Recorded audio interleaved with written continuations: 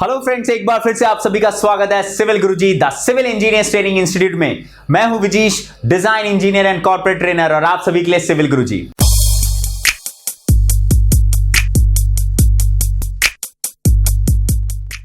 आज की इस वीडियो में हम सीखने वाले हैं planning and designing with vastu and government norms.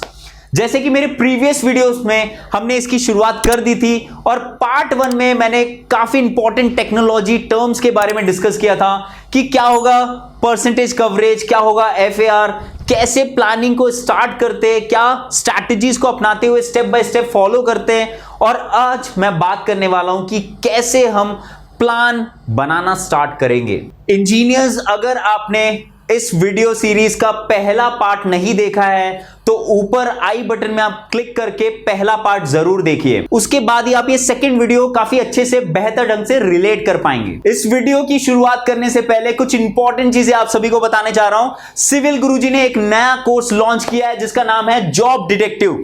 इस जॉब डिटेक्टिव में आपको सिखाया जाएगा जॉब हंटिंग स्ट्रैटेजीज, कैसे जॉब को क्रैक किया जाए, कितने आसान तरीके से, कितने कम से कम समय में चीजों को समझ के अपने टारगेट तक अगर आपको पहुंचना है तो आपको आना पड़ेगा सिविल गुरुजी के प्लेटफॉर्म में। और अगर आप इस जॉब डिटेक्टिव कोर्स को पाना चाहते हैं, जो कि हमने ऑफर प्राइस में रखा है, सिर्फ और सिर्फ आज का दिन है आप सभी के पास। एक्चुअल जो लॉन्चिंग प्राइस है वो है 1600 रुपीज, लेकिन आज के दिन ही आपको मिलेगा 999 रुपए में। आज रात 12 बजे तक ये ऑफर रहेगा, उसके बाद क्लोज हो जाएगा। उसके लिए आपको हमारे वेबसाइट विजिट करना पड़ेगा, या तो आप मोबाइल एप्लीकेशन को डाउनलोड कर सकते हैं और वहां से सारी इंफॉर्मेशन कलेक्ट कर सकते हैं। लेकिन एक इंपॉर्टेंट बात आप सभी को ध्यान रखना है कि कोड अप्लाई करना जरूरी है, जो कि है गुरुजी, GURUJI। तो चलिए बढ़ते अपने वीडियो की ओर। चलिए फ्रेंड्स, स्टार्ट करते हैं planning and designing with vastu and government norms में। प्रीवियस वीडियो में जो हमने पढ़ा था उसके लिए एक क्विक रिवीजन ले लेते हैं। सबसे पहले हमें क्लाइंट से कुछ डिटेल्स लेनी है। जैसे हमने लिया था प्लॉट का साइज, प्लॉट का एरिया, रोड कहां पे है, कहां से मेन एंट्रेंस होगा गवर्नमेंट के लेआउट के हिसाब से, डायरेक्शन क्या होगा, ये हमने पता किया। फिर हमने क्लाइंट्स की रिक्वायरमेंट को जाना कि क्लाइंट वास्तु के हिसाब से चाहता है ग्राउंड फ्लोर में कितना रूम्स कवर करना है, फर्स्ट फ्लोर में कितने रूम्स कवर करना है, पार्किंग के लिए कितना स्पेस रखना है, स्टेयर कैसे टाइप की होनी चाहिए। ये सारी डिटेल्स क्लाइंट से लेने के बाद अब हमें गवर्नमेंट बायलॉज को फॉलो करना है। तो गवर्नमेंट बायलॉज में हमें कैलकुलेट करना है maximum built up area. FAR formula से हम ये कैलकुलेट करते हैं। जो भी सेटबैक्स है नगर निगम के रूल्स के हिसाब से उसे हमें देखना है, और उसके बाद हमें रूमिनेंस को कवर करना है। उसके बाद हमने दुर्ग नगर निगम के बायलॉज को देखा कि आपका एरिया अगर 201 to 500 में आ रहा है तो मैक्सिमम ग्राउंड कवरेज एरिया कितना होगा। इस फॉर्मूले से हमने कैलकुलेट किया और वो आया था 139.2 मीटर स्क्वायर। उसके बाद हमने सेटबैक्स के लिए फिर से रूल्स को फॉलो करते हुए हमने देखा कि सेटबैक फ्रंट में कितना है, साइड में कितना है, रेयर में, एंड में कितना है, और फिर हमने इसको डिजाइन किया कि टोटल प्लॉट एरिया 216 है और ग्राउंड फ्लोर एरिया है 139.2 मीटर स्क्वायर। एफएआर से हमने पता किया कि टोटल बिल्टअप एरिया कितना है, जो कि था 324 मीटर स्क्वायर। नाउ ऊपर जो फर्स्ट फ्लोर एरिया था और उसके ऊपर जो भी एरियाज हम कवर करने वाले हैं ग्राउंड फ्लोर को छोड़ के, वो है 184.8 मीटर स्क्वायर। तो आइए स्टार्ट करते हैं और देखते हैं कि इसको कैसे बना सकते हैं। इसको बनाने के लिए आपको कुछ सीक्वेंस को फॉलो करना है। सबसे पहले आपको बनाना है बाउंड्री वॉल। तो मैंने पहले से ही यहां पे लेयर्स बना के रखे और मैंने पूरे ड्राइंग्स को रेडी रखा हुआ है, लेकिन मैं आपको स्टेप बाय स्टेप ऑन करके, आपको लेयर्स को ऑन करके आपको दिखाऊंगा कि मैंने पहले क्या बनाया फिर क्या बनाया है। तो सबसे पहले बाउंड्री वॉल को मैं चेक करने जा रहा हूं। ये देखिए, यहां पे मैंने बाउंड्री वॉल क्रिएट किया है। ये आपका बाउंड्री वॉल है। जो एरिया है हमने लिया हुआ है 12 मीटर्स बाय 18 मीटर्स का, यहाँ पे एरिया डिसाइड किया और ये बाउंड्री वॉल मैंने क्रिएट किया है। नाउ यहाँ पे क्या है, यहाँ पे एंट्रेंस है आपका, एक छोटा एंट्रेंस हो गया और एक बड़ा एंट्रेंस हो गया। ये बड़ा जो एंट्रेंस है ये पार्किंग के लिए है बेसिकली, और यहां से आप वॉक कर सकते हैं। नाउ नेक्स्ट अगला जो होगा, आपको सेटबैक को छोड़ते हुए फिर आपको वॉल्स क्रिएट करना है। तो मैं आउटर वॉल्स को क्रिएट करने जा रहा हूं। आउटर वॉल्स मैंने क्रिएट किया था कुछ ऐसा, क्योंकि हमने पहले ही डिसाइड कर लिया था कि मैं एक तरफ यहाँ पे ये 2 मीटर छूटा हुआ है, ये 3.5 मीटर छूटा है, और पीछे ये 2.5 मीटर छूटा है और पीछे 2 मीटर छूटा हुआ है। ओके, और ये हमारा कवर हुआ। अभी इतना पोर्शन में हम कंस्ट्रक्शन करने वाले, मतलब बिल्टअप बनने वाला है इतने एरिया में। फिर आपको आगे बढ़ना है और अब आप अंदर में जो वॉल्स आने वाले उसको डिसाइड करना पड़ेगा, लेकिन उससे पहले आपको एक लाइन क्रिएट करना है यहां पे, जो कि होगा डायरेक्शन के लिए। जो वास्तु हमें डिसाइड करना है उसके लिए आपको देखना पड़ेगा डायरेक्शंस। तो हमें पता है कि ईस्ट फेसिंग था और बाकी डायरेक्शंस हमने पता किया, और जहां पे कंस्ट्रक्शन करना है उस एरिया में हमने यहाँ पे लाइनें खींच दी दो बीचों बीच से। ओके, यहाँ एग्जैक्टली परफेक्टली यहाँ पे बीचों बीच में मैंने लाइन खींच दिया, तो यहां से हमें एरिया और डायरेक्शंस का अंदाजा लग रहा है। तो अब देखिए, अब आपको क्या करना है, अब आपको डिसाइड करना है कि कौन से रीजन में क्या आता है और इसकी रिक्वायरमेंट क्या थी। तो क्लाइंट चाह रहा था कि ग्राउंड फ्लोर में 1 BHK इसे मिल जाए और बेडरूम के साथ टॉयलेट अटैच रहे, एक कॉमन टॉयलेट हो, पूजा रूम हो, पूजा रूम हॉल में ही हो, और उसके साथ फर्स्ट फ्लोर में वो चाह रहा है कि उसे एक बालकनी मिले, एक हॉल मिल जाए और वहीं पे एक बेडरूम मिल जाए। तो इतना एरिया हमें कवर करना है। इतने रूमिनस को कवर करने के लिए सबसे पहले हमें देखना पड़ेगा वास्तु कहां पे क्या चीज होनी चाहिए। तो कुछ चीजें मैं आपको बताने जा रहा हूं, जैसे कि नॉर्थ ईस्ट रीजन में देखिए, यहां पे नॉर्थ और ईस्ट रीजन में आपका होना चाहिए, यहां पे ये कोना नॉर्थ ईस्ट कहलाएगा आपका। इस कोने में आपका होना चाहिए पूजा रूम या पूजा का एरिया। तो हम उस हिसाब से यहां पूजा एरिया डिसाइड करेंगे। और साउथ ईस्ट ये रीजन में देखिए, ये साउथ और ईस्ट मतलब इस रीजन में आपका होना चाहिए किचन। तो यहां पे आपको किचन डिसाइड करना है। नॉर्थ वेस्ट साइड में आप टॉयलेट रख सकते हैं, बेडरूम्स रख सकते हैं, और वैसे ही साउथ वेस्ट साइड में भी आप बेडरूम रख सकते हैं। तो इस हिसाब से यहां पे हम कवर करने वाले हैं। तो आइए स्टार्ट करते हैं। और एंट्रेंस आप देंगे ईस्ट से, तो ईस्ट से हम मेन एंट्रेंस देने वाले हैं। और सामने जैसे आप एंटर करेंगे क्या होना चाहिए भाई, तो हॉल होना चाहिए। तो इस रीजन में हॉल आप रख सकते हैं। तो ये आपको देखना पड़ेगा वास्तु। वास्तु को और सीखने के लिए आपको कॉर्पोरेट ट्रेडिंग कोर्स में प्रोफेशनल ऑटोकैड में ये सारी चीजें कवर की जाती है, तो आप वहां से बहुत प्रॉपर ढंग से वास्तु के बारे में और इंफॉर्मेशन ले सकते हैं। तो मैं आगे बढ़ता हूं। तो इतना मैंने देखा वास्तु, और उसके बाद मैं यहां पे रूमिनस कवर करने वाला हूं। तो मैंने पहले से बना के रखा है, मैं उसको ऑन कर देता हूं और मैं आपको दिखाता हूं कि उसको मैंने कैसे डिजाइन किया है। देखिए पूजा रूम को, ये देखिए मैंने यहाँ पे पूजा रूम क्रिएट किया है। उसी प्रकार से मैं इनर वॉल जो है मैंने यहाँ पे अलग से लेयर लिया है आपको दिखाने के लिए, ये मैंने रखा है। अब मैं आपको यहाँ पे दिखा रहा हूँ कि कैसे एक घर को मैंने कवर किया है। देखिए ये वाला जो पोर्शन है ये आपका हॉल मैंने क्रिएट किया है। टेक्स्ट को मैं ऑन करने जा रहा हूँ। ये देखिए यहां से हम देखेंगे, ये देखिए ग्राउंड फ्लोर प्लान बनाने जा रहा हूं मैं। यहां पे आपका एंट्रेंस हो गया, मेन एंट्रेंस, और यहां से मैंने दिया है मेन एंट्रेंस। ये देखिए पूजा रूम आपका नॉर्थ ईस्ट में होना चाहिए, बिल्कुल यहाँ पे नॉर्थ ईस्ट में। उसके बाद हॉल में ही पूजा रूम होना चाहिए, तो हॉल में ही आपका पूजा रूम है। और उसके जस्ट पीछे मैंने कवर किया है वॉशिंग यूटिलिटी एरिया। यहां से डोर होगा, मैंने यहाँ पे डोर कहीं नहीं बनाया बट मैं आपको बताते जा रहा हूं। यहाँ पे एक डोर होगा, ये डोर का स्विंग इस तरफ से होगा, ऐसा मतलब ये पैनल जो होगा इस तरफ होगा। ओके, वॉल से चिपके हुए रीजन में आपको पैनल देना है। ध्यान रखना है कभी भी आप डोर देंगे तो हमेशा वॉल के तरफ चिपके हुए कंडीशन में आपको देना है डोर। ओके, तो यहां पे एक डोर आएगा। फिर ये वॉशिंग यूटिलिटी एरिया है, यहां पे आप वॉशिंग मशीन रख सकते हैं और भी बहुत सारे सामान रख सकते हैं। उसके बाद इसी के जस्ट पीछे यहाँ पे होगा टॉयलेट, और यहाँ पे एक गेट है। ये टॉयलेट काफी बड़ा है, तो यहाँ पे आप हर टॉयलेटरीज कवर कर सकते हैं, जैसे बेसिन भी यूज कर सकते हैं, टब यूज कर सकते हैं, और भी सारी चीजें यहाँ पे आप दे सकते हैं। उसी प्रकार से फिर मैंने यहाँ पे बेडरूम कवर किया, तो यहाँ पे बेडरूम देखिए, ये बेडरूम में के साथ अटैच है टॉयलेट, अगेन सेम टॉयलेट है। और टॉयलेट में क्या इंपॉर्टेंट चीज आपको ध्यान रखनी है भाई, तो यहाँ पे देखिए इस रीजन में आपका होना चाहिए वेंटिलेशन।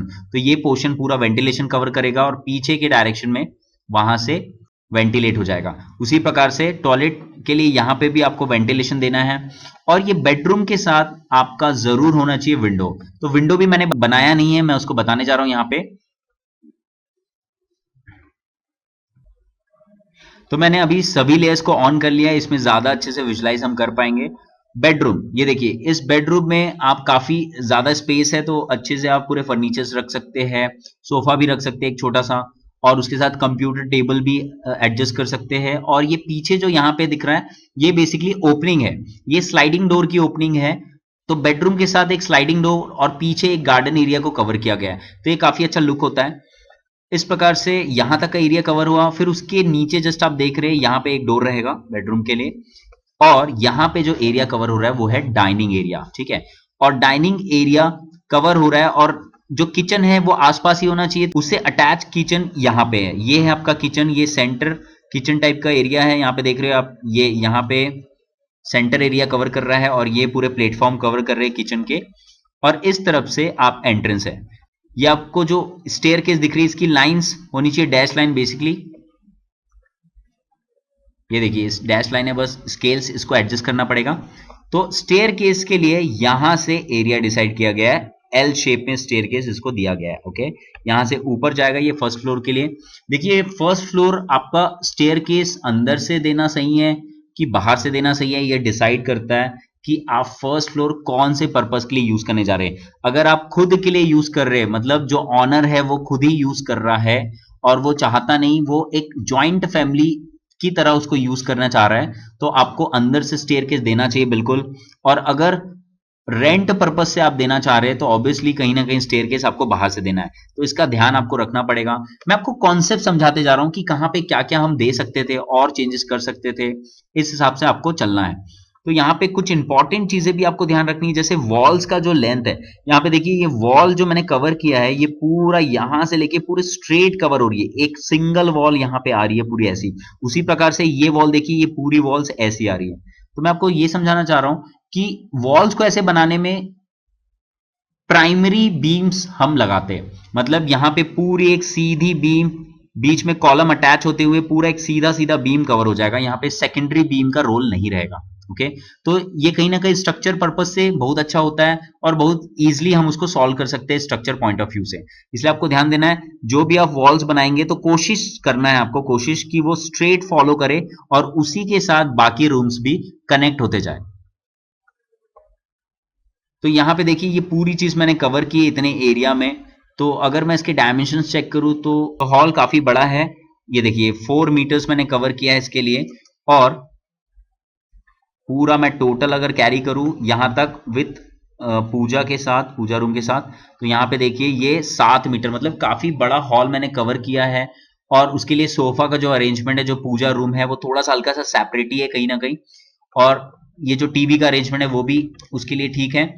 और वैसे यहाँ पे वॉशिंग यूटिलिटी एरिया पूरा कवर हो रहा है, ये भी 4 मीटर है लगभग, और इतना जो एरिया कवर हो रहा है ये है 2.1, मतलब ये 2 मीटर है। और उसी के लिए टॉयलेट जो मैंने दिया है, टॉयलेट काफी बड़ा दिया है, वहां पे पूरी टॉयलेटरीज कवर हो जाएगी। ये है 2.4, 2x2.4 का टॉयलेट आपको यहाँ पे मिल रहा है। और बेडरूम भी ऑलमोस्ट 5 मीटर के करीब, 4 से 5 मीटर के करीब मैंने यहाँ पे बेडरूम रखा हुआ है। ये काफी अच्छा साइज है, देखिए 4.8 बाय, आपको दिख रहा है 4.5, तो इतना एक बेडरूम कवर हो रहा है। उसके बाद डाइनिंग एरिया भी और किचन भी आप कहीं ना कहीं एक लेंथ ज्यादा है और एक लेंथ यहाँ पे कम है, तो वो जो लेंथ है ये है 2.3 मीटर ऑलमोस्ट कवर कर रहे हैं हम। तो इस प्रकार से हमने कवर किया एक ग्राउंड फ्लोर। तो फिर से एक बार रिवीजन कर रहा हूं मैं, सबसे पहले हमने बनाया बाउंड्री वॉल, फिर उसके बाद ये कंस्ट्रक्शन वाला जो मेन आपका बिल्टअप है उस वॉल्स को मैंने क्रिएट कर लिया, और सेटबैक जहां जहां रखना है आपने एक बार फाइनल डिसाइड कर लिया। और उसके बाद आपको देखना है वास्तु, तो डायरेक्शन बीचों बीच से आपने लाइन खींची, और उसके बाद आपको देखना है कि कहां पे क्या चीज होनी चाहिए। तो नॉर्थ ईस्ट साइड में पूजा रूम, तो आपने कनेक्ट किया, पूजा रूम यहां होना चाहिए। और उसके साथ साथ आप फर्नीचर्स को भी पुट करके देखते जाएंगे कि फर्नीचर्स अप्लाई करने के बाद वो जगह कितनी स्पेस कवर कर रही है, कितनी नहीं कर रही है। तो यहां से आपको अंदाजा लगते जाएगा कि आपका प्लान सही बनता हुआ दिख रहा है। तो इस हिसाब से ये पूरा सेटिस्फाई कर रहा है इस प्लान को, और जो क्लाइंट्स के रिक्वायरमेंट थी उसको पूरा मैच कर रहा है। अब स्विच करते हैं फर्स्ट फ्लोर में। तो ग्राउंड फ्लोर में यहाँ पे देखिए, यहां से ग्राउंड फ्लोर से अंदर स्टेयर्स यहां से चढ़े, और अब यहां से फर्स्ट फ्लोर में हम पहुंचेंगे। तो यहां पे देखिए फर्स्ट फ्लोर भी मैंने रेडी किया है। फर्स्ट फ्लोर यहां पहुंचने के बाद ये तो फर्स्ट फ्लोर में दो अलग अलग डायरेक्शन में दो अलग अलग चीजें दिख रही है। यहाँ पे इस तरफ डायरेक्ट आपको बालकनी एरिया दिख रहा है, मतलब यहाँ पे एक आएगा आपका डोर, और उस तरफ फिर यहाँ दूसरा डोर आएगा, या फिर आप डोर नहीं भी देते तो भी सही है। यहाँ पे मतलब यहाँ पे एक ही डोर आप लेंगे ये बालकनी रीजन के लिए, बाहर क्योंकि बाहर है ये, यहाँ पे एक डोर आएगा, और यहां से जब आप एंट्री करेंगे तो यहां जैसे ही आप पहुंचे तो ये आपका एक सिट आउट एरिया हो गया, simple sit out area. Okay, और या प्लेइंग एरिया भी बोल सकते हैं आप इसको, प्लेइंग एरिया भी कन्वर्ट कर सकते हैं किड्स के लिए। और यहां से हम एंटर करते हैं तो सेम मैंने यहाँ पे ज्यादा बदलाव नहीं किया है, एज इट इज रखा हुआ है। जो क्योंकि पर्पस वही था कि हमको एक सिंपल एक हॉल चाहिए, एक बेडरूम चाहिए और वॉशिंग यूटिलिटी टॉयलेट ये तो चाहिए। तो मैंने कुछ नहीं, सिर्फ जो मेरा किचन वाला एरिया था उसको बालकनी में कन्वर्ट कर दिया है और एक सिट आउट एरिया निकाल दिया है डाइनिंग रूम की जगह में। बस बाकी सभी चीज को मैंने सेम रखा है। तो यहाँ देखिए कुछ भी एक्स्ट्रा चीजें करने की जरूरत नहीं पड़ी मुझे। जो मेरी रिक्वायरमेंट थी, जो कस्टमर की रिक्वायरमेंट थी, वो यहाँ पे बहुत इजीली सेटिस्फाई हो रही है। तो इस तरीके से हमने एक प्लान को समझा कि एक प्लान बनाना कैसे है, किस तरीके से अप्रोच कर सकते हैं और उसको फर्स्ट फ्लोर प्लान भी कैसे हम बनाएंगे। तो इतने ही आसान ढंग से आपको फर्स्ट फ्लोर बनाना है और अगर आप सेकंड फ्लोर भी बना रहे हैं तो वहां पे भी आपको इसी तरीके से अप्रोच करना है। क्योंकि आपको एक चीज ध्यान रखना है, जो नीचे वॉल आ रही है आपकी, देखिए ये जो वॉल आ रही है ना नीचे, तो इसके नीचे बीम आएगा। तो ऊपर वाली जो वॉल है, जहां पे ये देखिए ऊपर वाली जो वॉल है वो भी इसी के नीचे आएगी, क्योंकि यहाँ पे बीम आएगी, है ना, यहाँ पे भी बीम कनेक्ट होगा। इसलिए आपको ध्यान देना है कि जो ग्राउंड फ्लोर आप बनाओगे उसी के हिसाब से आपको फर्स्ट फ्लोर तैयार करना है।